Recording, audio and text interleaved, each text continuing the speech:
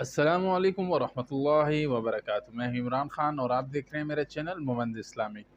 दोस्तों, वीडियो शुरू करने से पहले एक गुजारिश, अगर मेरी वीडियो अच्छी लगा करे तो इसको लाइक और शेयर कमेंट ज़रूर किया करें, इससे मेरी हौसला अफजाई होती है। तो चलें अपनी वीडियो का आगाज़ करते हैं।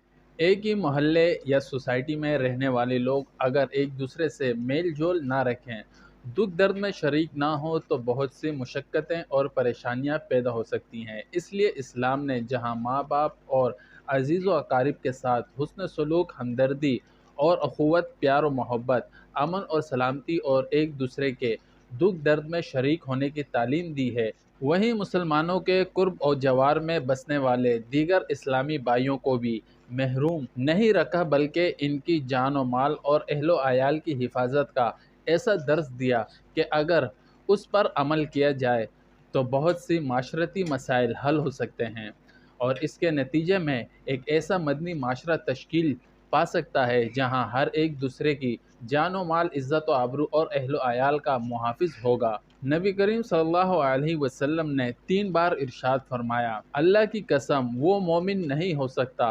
सहाबा कराम ने अर्ज़ किया, या रसूल अल्लाह वो कौन है? आप सल्लल्लाहु अलैहि वसल्लम ने इरशाद फरमाया, जिसकी बुराइयों से इसका पड़ोसी महफूज ना रहे।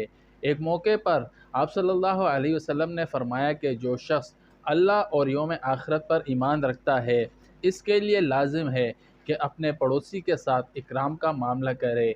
एक हदीस में नबी करीम सल्लल्लाहु अलैहि वसल्लम ने 3 मरतबा कसम खाकर फरमाया कि खुदा की कसम वो मोमिन नहीं, खुदा की कसम वो मोमिन नहीं और खुदा की कसम वो मोमिन नहीं। सहाबा ने दरियाफ़्त किया, कौन या रसूल अल्लाह? तो आपने फरमाया कि जिसका पड़ोसी इसके शरारतों से महफूज नहीं।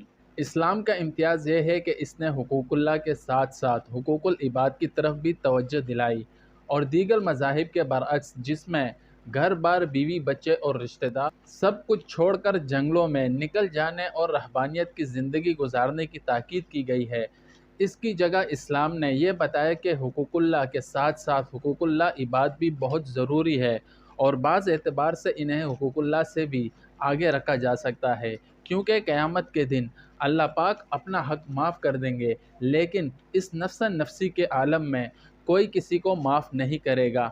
इस दिन हर एक को अपनी निजात की फ़िक्र होगी।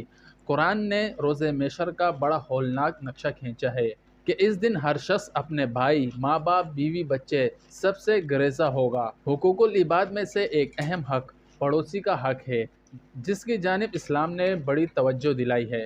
रसूलुल्लाह सल्लल्लाहु अलैहि वसल्लम ने इरशाद फरमाया कि जिब्राइल अमीन ने मुझको पड़ोसी के हुकूक की इतनी ताकीद की कि मुझे खदशा हो गया कि पड़ोसियों को भी विरासत में हकदार करार दे दिया जाए।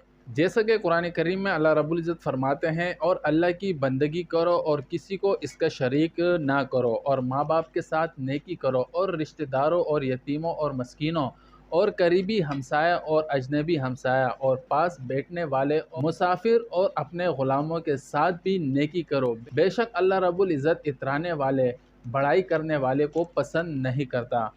इस आयत करीमा में अल्लाह रब्बुल इज़्ज़त ने वालिदैन के साथ साथ रिश्तेदारों, यतीमों, मस्कीन के साथ साथ पड़ोसियों के साथ नेकी करने यानी हुस्न सलूक करने का हुक्म दिया। दोस्तों, अल्लाह से दुआ है कि अल्लाह हमें अपने घर वालों के साथ साथ अपने पड़ोसियों के हुकूक भी अदा करने की तौफीक अता फ़रमाए।